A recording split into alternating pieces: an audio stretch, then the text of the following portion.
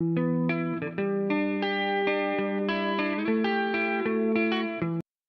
guys, it's Mike here from the Life Junkies, and I'm going to give my Hell in the Cell match ratings. Now, I don't want to spoil too much in my intro, so I'm going to jump straight into it. The New Day versus Rusev Day for the SmackDown Tag Team Championships. I came into this one expecting to get either a Rusev Day title win or a Rusev Day breakup. We somehow managed to get neither.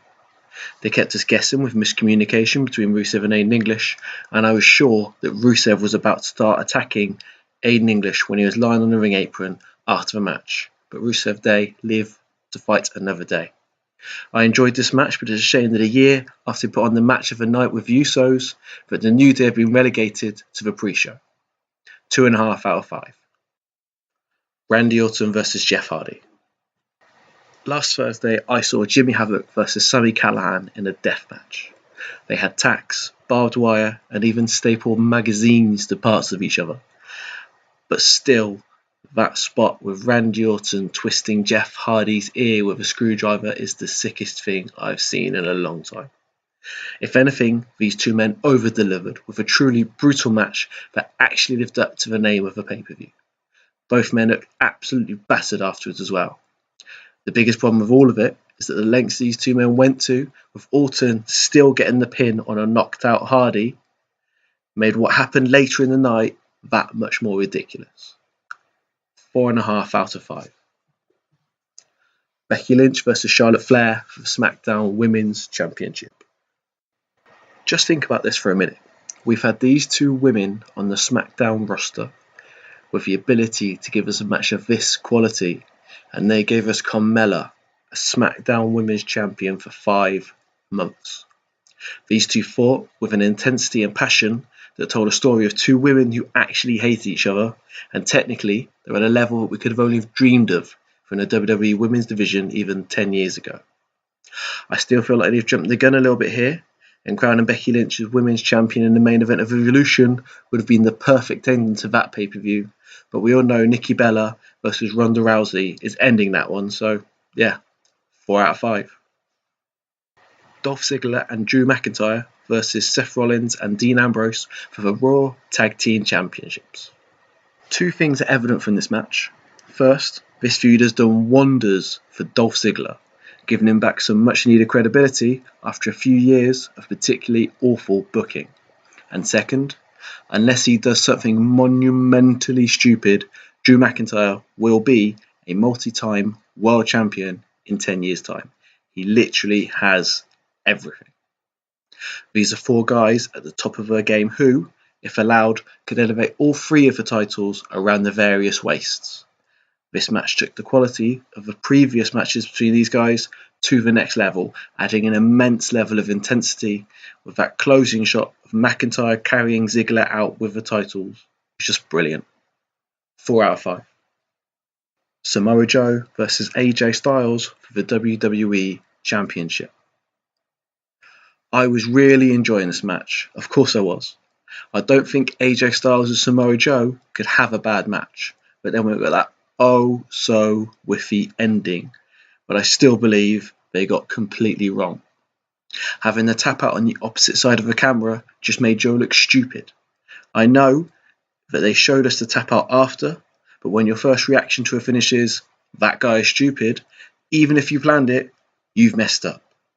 It got even worse afterwards as Joe grabs the WWE Championship before AJ gets the drop on him after the match. If you're really going with the Joe got screwed angle, then Joe needs to destroy AJ after the match in a fit of rage, not get punked out and then storm off like a small kid. This was going to be 4 out of 5, but I'm taking away a point for that ending. 3 out of 5. The Miz and Maurice versus Daniel Bryan and Brie Bella. Can we just take a minute to appreciate just how good the Miz and Maurice are together? They play that smarmy heel couple that you just want to see beaten to perfection. However, having said that, I'm really finding it hard to buy this feud, and I have since the Daniel Bryan Miz match at SummerSlam. One of the main issues I have is Brie Bella, and with her being allowed to hit the Miz as much as she is with no repercussions. Other than that, I enjoyed the majority of the action, but my pre-match reservations about Maurice and Bella turned out to be true after I managed to botch an ending so badly that the guys in the back didn't even show a replay. 2 out of 5. Alexa Bliss versus Ronda Rousey for a Raw Women's Championship. Not only is Ronda Rousey very good, but she keeps on getting better. I expected a repeat of the SummerSlam match between these two here, with Rousey being protected so much, but I even had my whole post Hell in a Cell article planned around it. Instead, she was allowed to show a different side of her game, having to fight from beneath due to the antics of Bliss and co, which she did brilliantly. Bliss was great as always and proved the perfect adversary to Rousey. 3.5 out of 5.